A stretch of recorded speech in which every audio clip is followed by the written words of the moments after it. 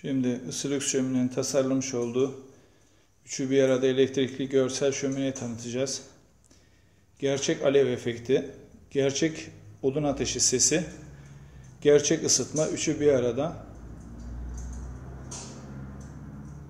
Uzaktan kumandalı. Böyle daha yakına gidelim.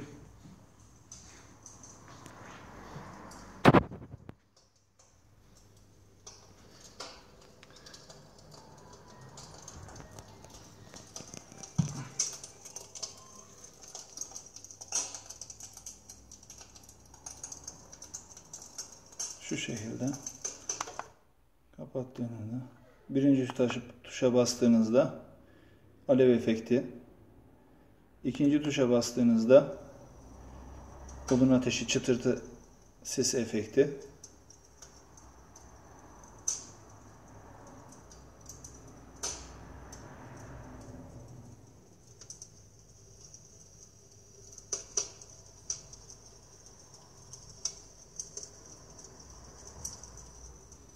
üçüncü tuşa bastığınızda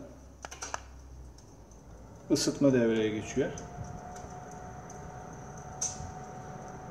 55 derece sıcaklık üflemede 40-50 metrekare alanı rahat ısıtmakta.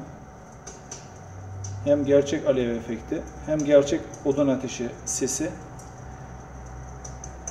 gerçek ısıtma, bacasız, her yere rahatlıkla kurulabilen, her yerde kullanılabilen Isilux marka elektrikli görsel şömine haznesi.